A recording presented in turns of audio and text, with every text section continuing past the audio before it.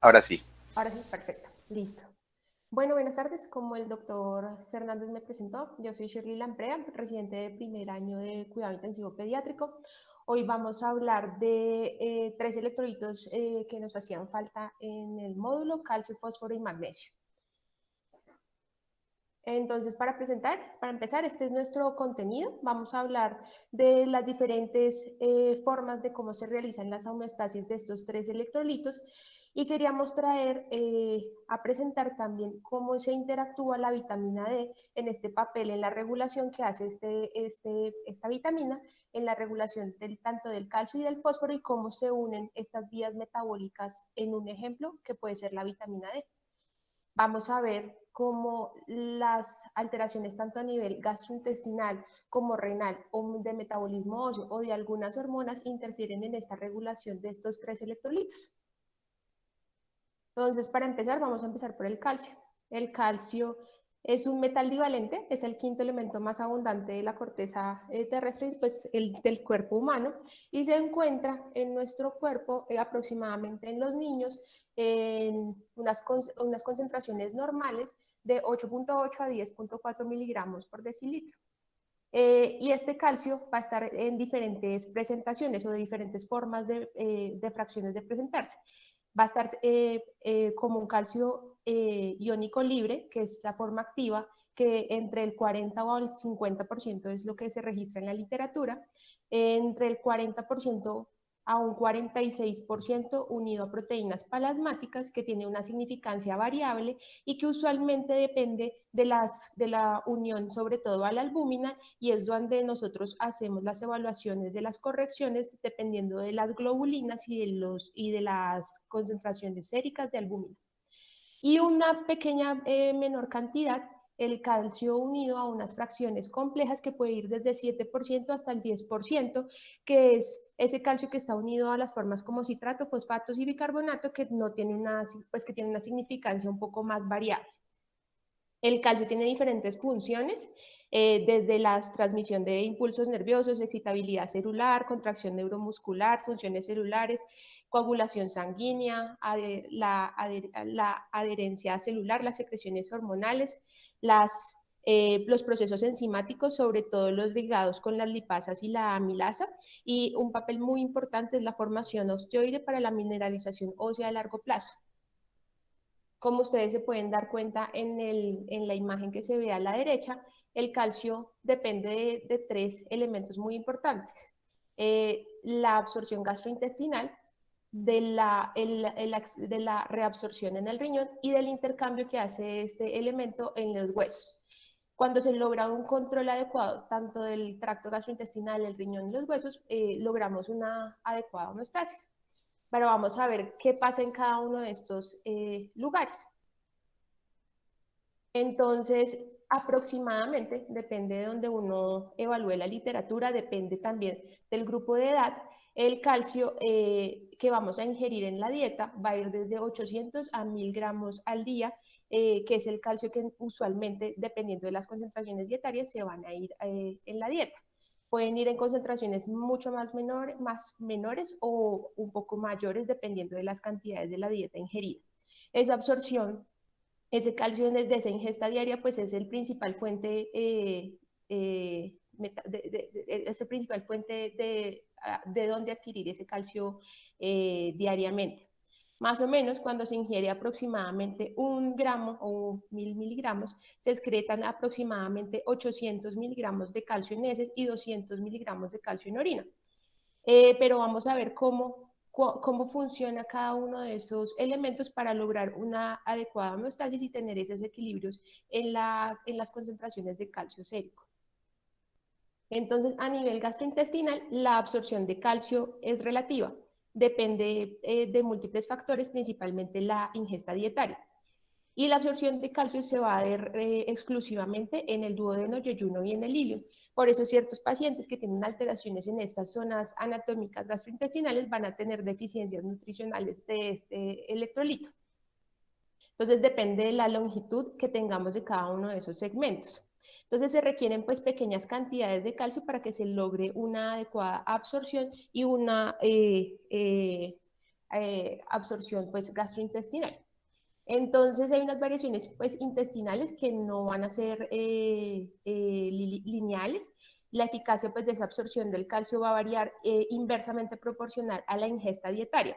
Entonces, si consumimos más calcio, no significa que vayamos a tener más calcio de absorción, porque hay unos mecanismos reguladores que hacen que a nivel renal o a nivel gastrointestinal se logre un adecuado equilibrio entre estos elementos. Vamos a ver que la absorción a nivel gastrointestinal, como se muestra en la imagen, va a estar dada principalmente por dos vías, una vía paracelular y una vía transcelular. Esta vía paracelular, como su nombre lo dice, es entre las células, es una vía no saturable y es un mecanismo que depende de una absorción pasiva. Y esta es la principal vía de absorción de calcio a nivel gastrointestinal. El segundo mecanismo, como lo ven en la gráfica, es una vía transcelular, que es un mecanismo saturable que depende de otros elementos. Como ven en la imagen, depende de elementos como el calcitriol. Entonces, este mecanismo, al ser influenciado por el calcitriol y al tener deficiencias de este elemento, vamos a tener alteraciones en la absorción de este electrolito. Entonces, lo primero que va a surgir, lo primero que va a pasar es que va a entrar el calcio al enterocito y esa entrada del calcio va a estar mediada por unos canales KT1, que transportan el calcio a través de la célula y van a salir a la membrana vasolateral. Ese calcio, al ser influenciado por el calcitriol, pues este es capaz de alterar esta vía metabólica y producir unas alteraciones en la síntesis y en la absorción de calcio. Otro elemento importante en la absorción gastrointestinal es la calvindina, que es una proteína transportadora de calcio dependiente también de vitamina D. Entonces el calcio va a pasar a través de la célula y va a salir a la membrana vasolateral y pues se va a ver reflejado pues en los niveles de calcio que se van a ir reflejados a nivel renal. ¿Qué pasa a nivel renal? Que todo el calcio que se ultrafiltra es el calcio total, dependiendo de las fracciones ionizadas y las fracciones complejas. O sea que el calcio que habíamos dicho, que es el calcio que está unido, el calcio iónico libre, es el que va a estar en la forma activa y que no va a atravesar esta vía metabólica o esta vía renal. Entonces la tasa de transporte de calcio está controlada por un gradiente a nivel renal, principalmente determinado por la reabsorción de sodio, que ya vamos a ver. Entonces hay unos factores que afectan la regulación renal del balance de calcio, principalmente las proteínas plasmáticas. En este punto tenemos que evaluar cómo las alteraciones en las globulinas y en la albúmina van a ser alteraciones en la unión a las proteínas plasmáticas del calcio y como la acidosis también va a alterar las concentraciones de calcio. Entonces la mayoría de los iones están unidos, de uniones de calcio, están unidos a la albúmina. Y la concentración de estas proteínas pues es el principal factor que va a estar determinado en la concentración de calcio. Hay diferentes fórmulas que uno encuentra en la literatura para hacer la corrección de calcio corregido a través de la albúmina, pero inicialmente más o menos 1 gramo de decilitro de disminución de albúmina sérica va a alterar el calcio sérico total en una disminución de 0.8 miligramos por decilitro. Y por cada disminución de 1 gramo de decilitro de las fracciones de globulinas, el calcio sérico también va a disminuir en menor proporción que lo hacía en la albúmina, en esta oportunidad de 0.12 miligramos por decilitro. Y otro elemento también muy importante que va a afectar la regulación del calcio es la acidosis. Entonces, con el pH plasmático depende el porcentaje también de calcio que vamos a ver. Entonces, en casos de alcalosis aguda va a disminuir el calcio ionizado y por cada 0.1 cambio de pH va a haber un cambio en el calcio ionizado, parecido a lo que vemos con los cambios en las globulinas de 0.12 miligramos por decilitro. Entonces, ¿qué vamos a ver pues en el riñón o qué es lo que va a pasar en el riñón? Que esta excreción urinaria vamos a tener un promedio de lo que veíamos de 200 miligramos por decilitro, 200 miligramos de pérdidas urinarias usuales de calcio a través del riñón. ¿Y esto cómo se va a regular en el riñón? Más o menos entre el 98 al 99% de esa carga filtrada del calcio es reabsorbido por los túbulos renales. Y vamos a ver como lo vemos acá en esta gráfica, que en el 60 al 70% de ese calcio es filtrado en el túbulo contorneado proximal, un 20% en menor cantidad en el asa de Henle y un 10% en el túbulo contorneado distal y una menor concentración en el túbulo distal. Entonces, ¿qué pasa en el túbulo contorneado distal? Entre el túbulo contorneado proximal, que vamos a tener esa absorción, reabsorción de más o menos el 60 al 70%. ¿Y cómo va a surgir esa reabsorción a nivel de este túbulo? Es paralelo a lo que vamos a ver con el sodio y con el agua, como ustedes lo ven en la imagen. Entonces, la reabsorción de calcio ocurre principalmente en esta zona del riñón a través de difusión pasiva y por método de arrastre de solventes. Entonces va a existir una vía paracelular y una vía de un transporte activo.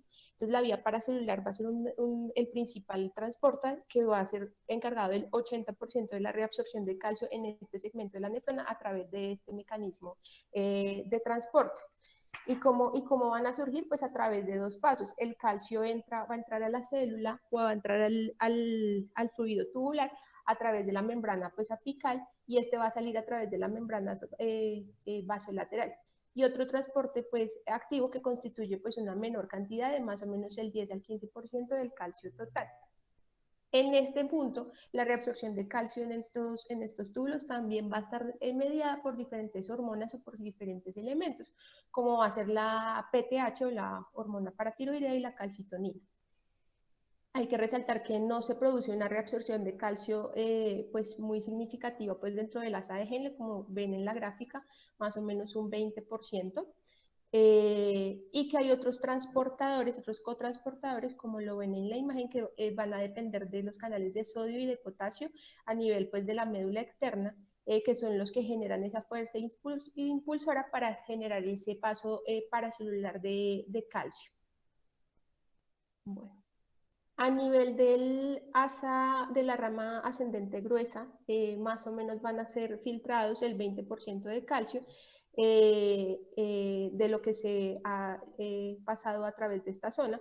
Y esta reabsorción va a estar regulada por sodio y cloro, donde la generación pues, de un gradiente también transepitelial luminal positivo genera esa fuerza impulsora para la reabsorción, pero que no es selectiva solamente pues, para el calcio. El transporte, pues en esta ruta también en la rama ascendente va a estar influenciada por otros receptores, como es el sensor de calcio o por sus siglas el KSR, que se localiza en la membrana vasolateral y controla pues la reabsorción de calcio en esta rama, en esta rama de la nefrona. Hay que tener en cuenta también que tenemos uniones celulares estrechas y que en la rama ascendente se expresan unas uniones, unos elementos de las uniones celulares estrechas como son las claudinas, que van a estar también reguladas, van a ayudar a la regulación de la absorción de estos cationes.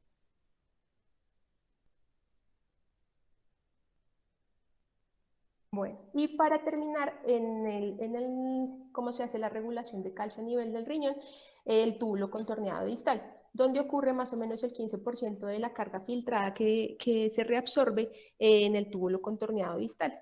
Esta es la parte más distal de la nefrona y es la que ocurre, la que se opone pues a toda activamente pues a todo el gradiente normal electroquímico. Entonces, tiene una menor cantidad de reabsorción de calcio en esta zona, pero en esta zona hay otros mecanismos que van a depender también de tres pasos, pues esa vía paracelular, donde es la entrada de calcio a través de la membrana apical, una difusión de calcio a través del citosol, que va a hacer que pasen a la membrana vasolateral, donde, donde va a atravesar pues, toda la célula y a través de estos intercambiadores de sodio y calcio van a generar esta regulación del calcio. La nefrona distal es el sitio principal para la regulación de la excreción del calcio. Entonces acá vamos a ver cómo si se mantiene una adecuada regulación del calcio, vamos a tener una cantidad muchísimo menor de reabsorción y de secreción de calcio para tener un equilibrio adecuado. Ahorita vamos a ver más adelante qué pasa cuando se rompe alguna de estas vías, tanto gastrointestinales como renales, y qué pasa cuando se ocurren en momentos como hipercalcemias o hipocalcemias. Otro elemento muy importante para la regulación del calcio es el hueso. Entonces, acordarse que pues el 98% del calcio total se encuentra en el esqueleto y que el hueso tiene hay dos tipos de hueso. Un hueso trabecular, que es el hueso esponjoso, que es el 20% más o menos de la masa esquelética, pero es el que se encarga del 80% del recambio óseo, y un hueso cortical o hueso compacto, que es más o menos el 80% del hueso total. Entonces, para mantener unos niveles de calcio constante en el organismo, el hueso es el que se encarga de mantener ese equilibrio. Y aparecen unos elementos que ayudan a mantener ese equilibrio, para mantener esa actividad osteoclástica y osteoblástica en un entorno adecuado. Entonces, para el control, para mantener un calcio extracelular adecuado, aparecen hormonas como la PTH, la 1,25-hidroxivitamina E y la calcitonina, y otros elementos que ayudan también a la función ósea sin alterar esta homeostasis del calcio, que en algunas personas también se ven influenciadas y que pueden tener un factor desencadenante para producir alguna de estas alteraciones, como son los estrógenos, los glucocorticoides, las hormonas tiroideas y las hormonas del crecimiento. Entonces, el hueso, en los periodos donde se necesita, va a entregar ese calcio que tenía pues guardado y va a generar ese equilibrio, esa homeostasis que se buscará para mantener un calcio sérico dentro de los elementos adecuados. Entonces, ¿cuáles son los principales factores que alteran esta regulación del calcio? Como ya lo he nombrado previamente, pues la PTH, que es la que estimula la absorción del calcio a nivel pues, óseo. La PTH es un polipéptido secretado pues, en la glándula paratiroidea que en respuesta a disminuciones de las concentraciones de calcio sérico pues, se activa y genera pues, una respuesta para sacar calcio del hueso. La vitamina D, como lo vamos a ver más adelante, que va a mejorar la absorción gastrointestinal del calcio. Los mismos niveles de calcio sérico, porque ante elementos como hipercalcemia se van a ver alterados todos estos elementos. Las concentraciones tanto del líquido extracelular, la acidosis y los diuréticos. Recordar que los diuréticos de ASA disminuyen la absorción de calcio como resultado de la inhibición pues, del transporte de calcio, de cloruro de sodio en el transportador NKCC2 de la asa ascendente de Henle, y que los diuréticos tiacídicos que actúan pues a nivel distal se asocian también a hipocalciuria. Estos diuréticos tiacídicos se asocian a hipocalciuria porque aumentan el sodio proximal y hacen una reabsorción de agua debido pues a la depresión de volumen, y hay un aumento en la reabsorción distal de calcio en estas zonas sensibles pues a las tiacidas en este sitio del túbulo contorneado distal. Entonces, ¿qué va a pasar cuando rompemos este equilibrio por alguna de estas alteraciones, ya sea porque tenemos alguna deficiencia en los niveles de calcio, tanto gastrointestinales, o porque hay alguna lesión renal, o porque hay alguna lesión en las hormonas? Vamos a ver los efectos que serían la hipocalcemia y la hipercalcemia. Entonces, la hipocalcemia la podemos clasificar como una falta de la PTH, una falta de la vitamina D, o una falta pues, de este incremento de estos complejos. Estos elementos pueden ser tanto hereditarios, pueden ser adquiridos a través de una deficiencia dietaria, alteraciones en los niveles gastrointestinales, o incluso una exposición de luz inadecuada que genere niveles de vitamina D menores, o simplemente elementos que produzcan defectos tanto a nivel renal o hepático. Y por el otro lado, en la hipercalcemia, que principalmente los mecanismos, pues una producción excesiva de PTH que va a generar un hiperparatiroidismo, o un exceso de 1,25 hidroxivitamina 2D, que pues es en las intoxicaciones de vitamina D, o en los pacientes ya adultos como en la sarcoidosis, o un aumento de la reabsorción ósea en esos pacientes que tenemos tumores metastásicos o unas hipercalcemias de tipo relacionadas con las metástasis, o un aumento de la absorción intestinal que es mucho menos frecuente, o una disminución de la excreción renal que ya sea por los efectos de las tiacidas como ya los había explicado previamente, o una alteración en la formación ósea que es en estas enfermedades metabólicas óseas. ¿Y qué mecanismos pues, se van a generar para regular esta homeostasis o cuando se pierde alguno de estos elementos? Entonces, lo primero que vamos a ver, que hay unos mecanismos en la hipocalcemia para mantener esos niveles de calcio adecuados, que es la primera, la estimulación de la PTH. Y la segunda, pues un aumento de la actividad pues, de la 1,25 hidroxivitamina D, que ayudan pues a mantener, a estimular esta reabsorción ósea a través de los osteoclastos y estimulan pues tanto la PTH como la 1,25 hidroxivitamina D van a estimular a nivel renal la reabsorción de calcio en el túbulo contorneado distal. Recordar que también la 1,25 hidroxivitamina D va a aumentar la absorción fraccional pues, de calcio a nivel gastrointestinal. Entonces, esto es lo primero que va a pasar cuando uno tiene alguno de estos mecanismos que alteren o que produzcan hipocalcemia. Por el otro lado, en la hipercalcemia, ¿qué va a pasar? Pues al tener unos calcios séricos elevados, que se va a inhibir la síntesis de PTH, se va a estimular pues las células C, van a aumentar la síntesis de calcitonina, se van a inhibir los osteoclastos, van a haber una disminución de la 1,25 hidroxivitamina D pues, para disminuir la absorción gastrointestinal del calcio y van a haber unos complejos o unos complejos menores de PTH y de vitamina D que van a inhibir pues, la reabsorción a nivel del turno contorneado distal y van a aumentar la excreción renal. Listo. Por otro lado, pues encontramos pues el fósforo, que también es otro de los electrolitos que está muy relacionado con el calcio y el magnesio, que pues el fósforo pues en estado estacionario, pues la ingesta de fósforo pues se va a ir equilibrando también con la orina y con las heces.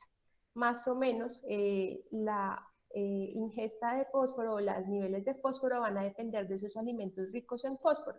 Una ingesta usual de oral de fósforo para un adulto en los niños puede variar de acuerdo a las fórmulas lácteas o si tienen algunas características nutricionales diferentes, pero en promedio va a ser de 700 a 2000 miligramos al día, que son los que van a llegar al tracto gastrointestinal y ellos son los que van a irse regulando a nivel también renal y óseo, como pasa también en el calcio. Entonces, ¿qué alimentos son ricos en fósforo? Pues principalmente los productos lácteos. Pues después de haber una absorción de fósforo, este fósforo va a ser transportado a las membranas celulares como fosfatos o fósforo elementales y son los que hacen las funciones activas del fósforo en los diferentes procesos celulares. Recordar que el fósforo tiene diferentes funciones tanto en el metabolismo energético, en la formación ósea, en la transducción de señales y en la composición de las mismas membranas fosfolipídicas y ácidos nucleicos. Entonces, al ver alguna alteración de los niveles de fósforo sérico, vamos a tener alguna de estas alteraciones en estas funciones celulares. ¿Y cómo ocurre la regulación de fósforo? También como ocurría en el calcio, depende de la absorción gastrointestinal. Entonces, con esta ingesta diaria, más o menos se excretan en heces entre 465 a 620 miligramos al día de fósforo.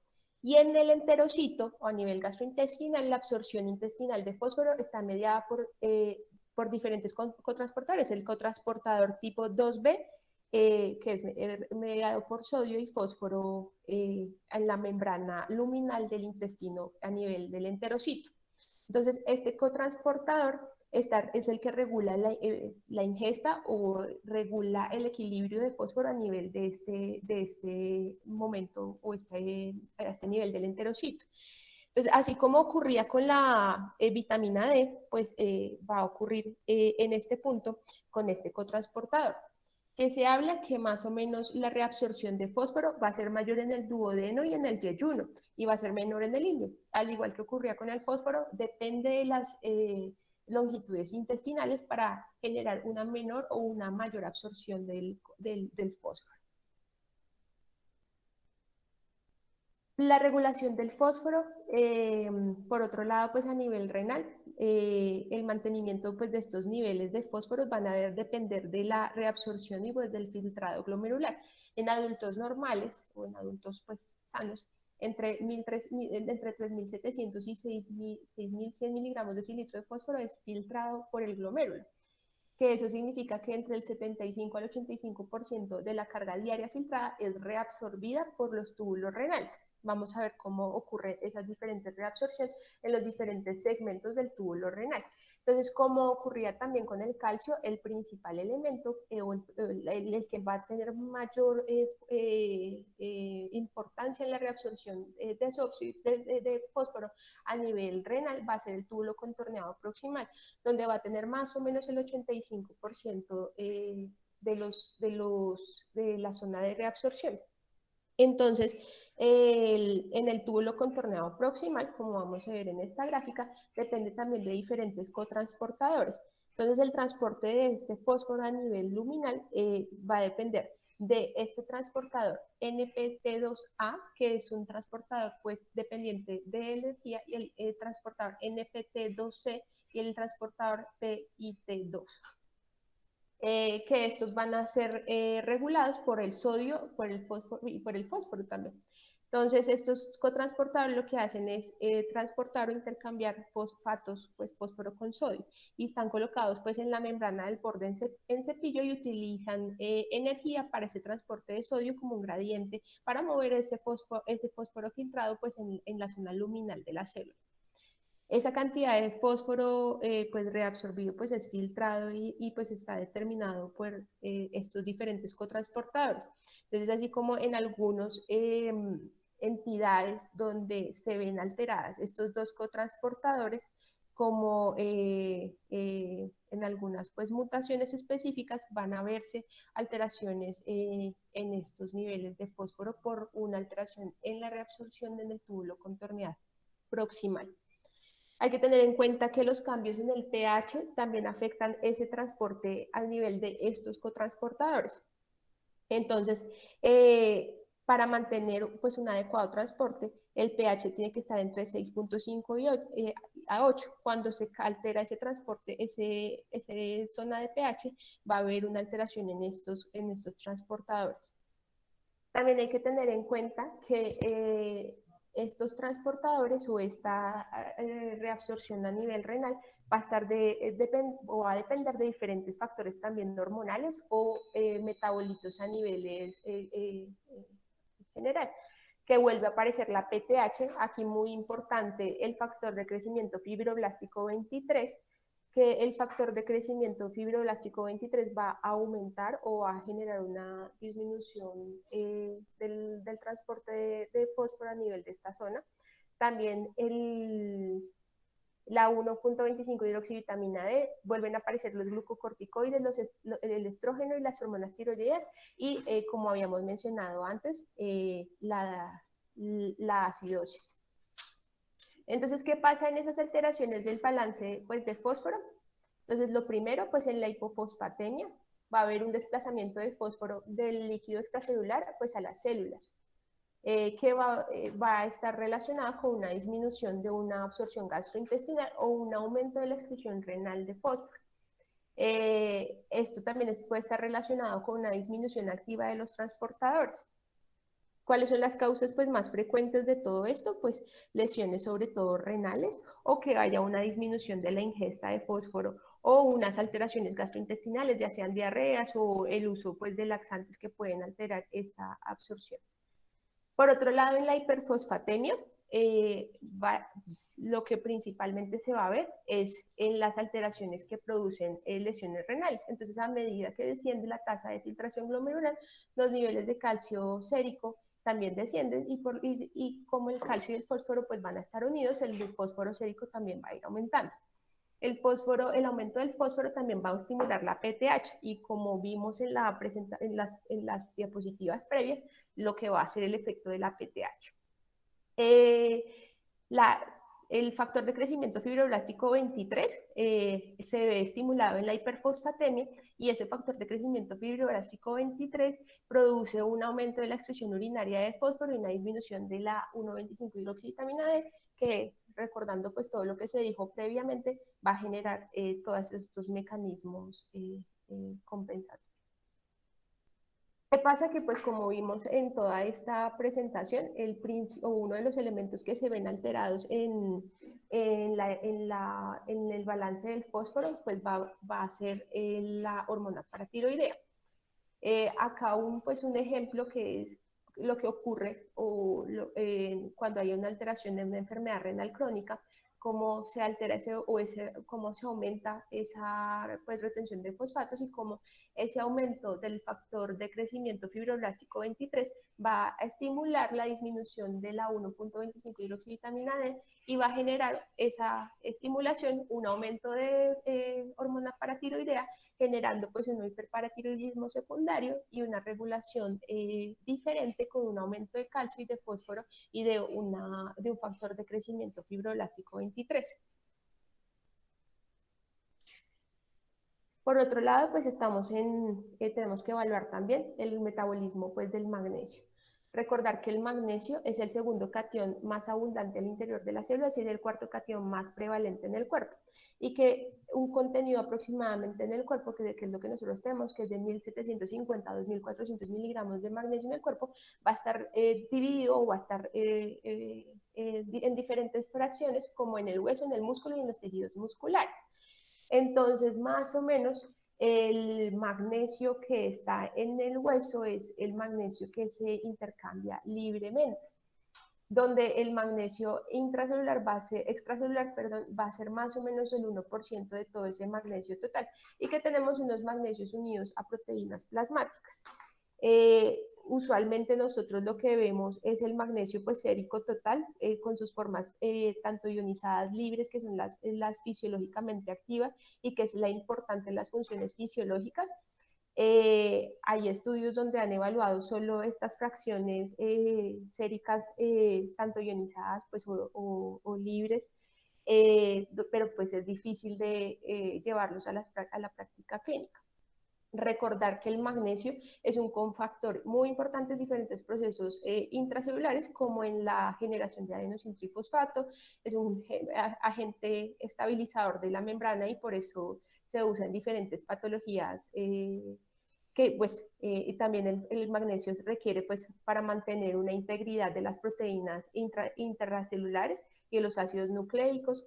Es un sustrato enzimático para la ADP y la GTP, en las diferentes vías metabólicas que están involucradas y que se requiere pues como factor más o menos para unas 300 enzimas.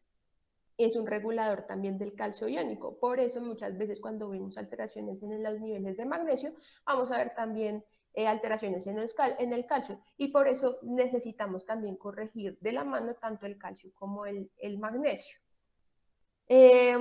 También el magnesio, pues una función muy importante es que está comprometido pues en la conducción nerviosa, en la contracción muscular y en el transporte de potasio y en los canales de calcio. Entonces es un bloqueador natural de los canales de calcio.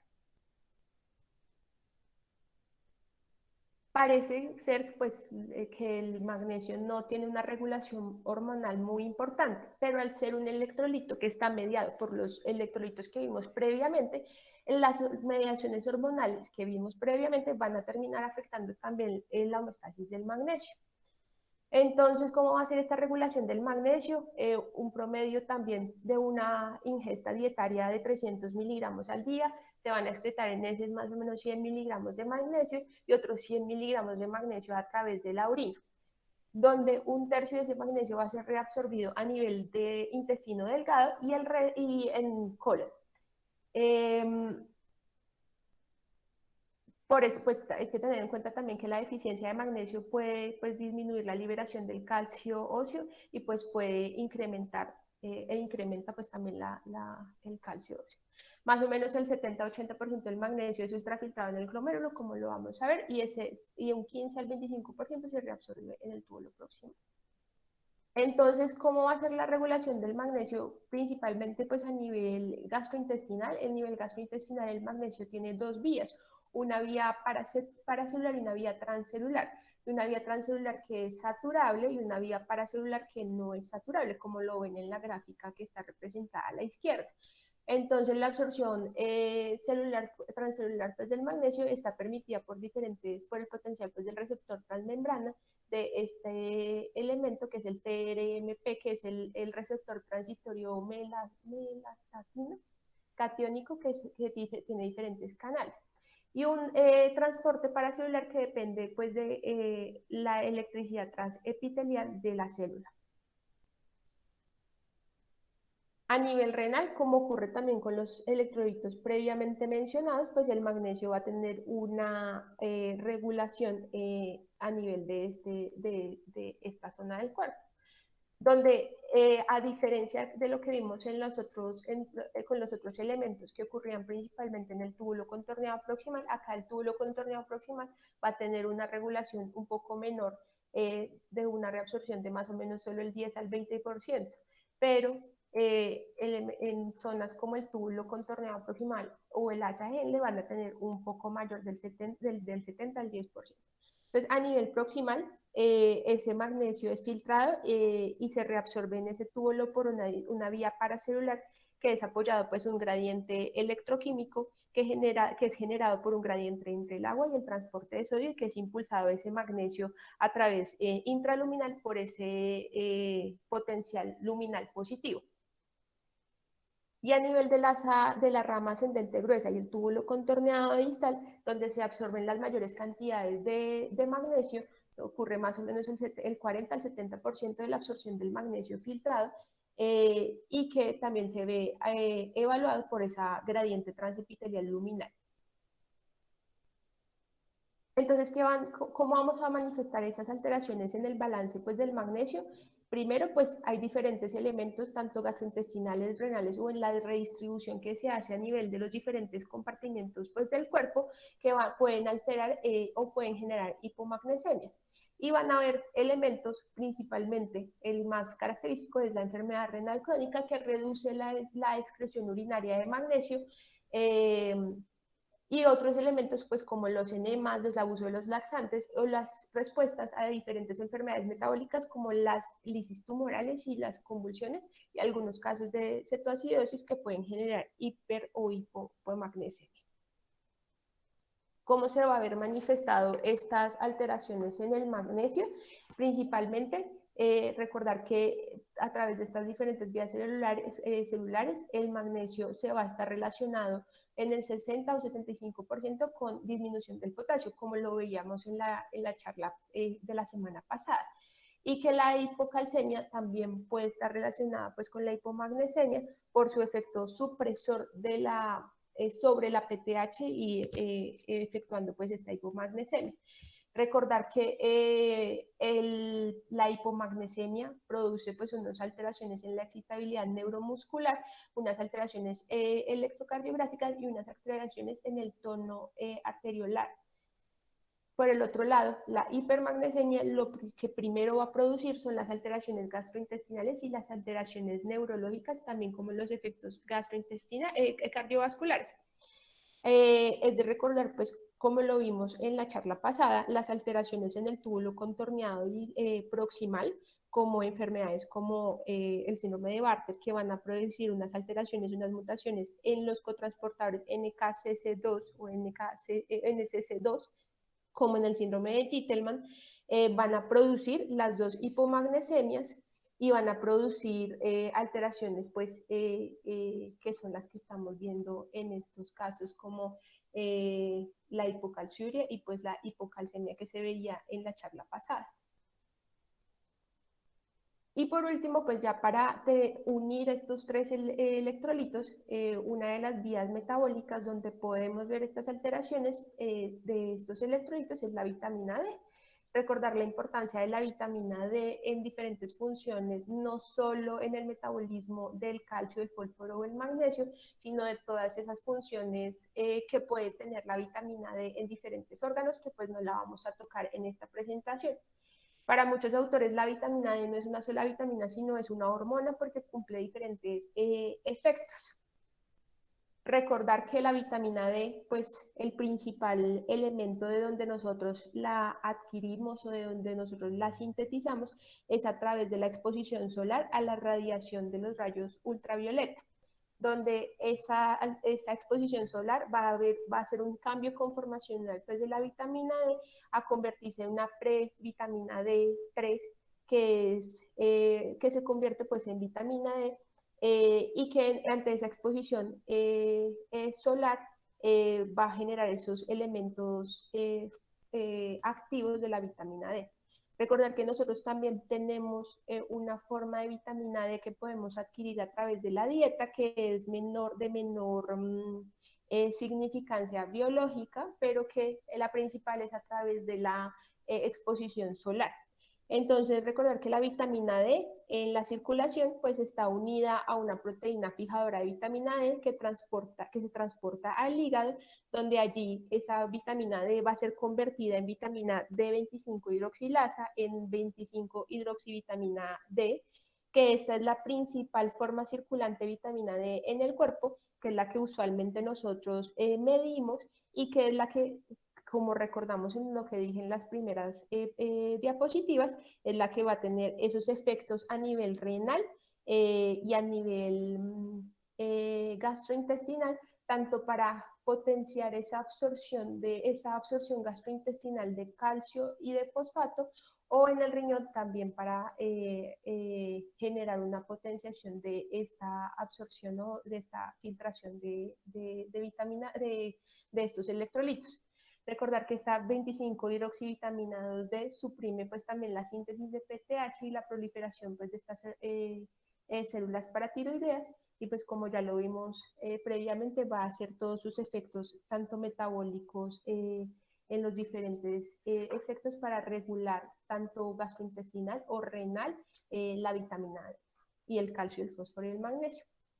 Entonces, recordar que sin vitamina D no, solo se absorbe más o menos el 10 al 15% del calcio en la dieta y que solo se absorbe aproximadamente el 60% del fósforo y que es esa interacción entre la vitamina D y los receptores, tanto a nivel de gastrointestinales para la absorción de calcio y la absorción de fósforo, los que ayudan a mantener ese equilibrio de la vitamina D, el fósforo, la hormona paratiroidea y mantener pues una homeostasis. Recordar que la hipomagnesemia también atenúa esta respuesta de vitamina D. Entonces, ante una hipomagnesemia, la hormona paratiroidea y la 25-hidroxivitamina D2D pueden caer y pueden alterarse estos elementos. Entonces, tanto los niveles normales de magnesio, de fósforo y de calcio se deben mantener adecuados para generar un equilibrio. Listo. Y pues para concluir, recordar que la absorción gastrointestinal y renal juega uno de los principales roles en estos mecanismos de la homeostasis de estos diferentes iones. Entonces, al tener una alteración tanto gastrointestinal, renal y en menor concentración en el hueso, vamos a generar una de estas alteraciones. Y esta es una de las formas también de evaluar las diferentes etiologías de las alteraciones metabólicas de estos tres iones. Y el objetivo pues, principal es mantener unos niveles adecuados de estos tres iones para generar todas estas funciones metabólicas y endocrinas que vimos a lo largo de la charla y mantener pues, una integridad esquelética a largo plazo. Muchas gracias. Shirley, muchísimas gracias por tu presentación.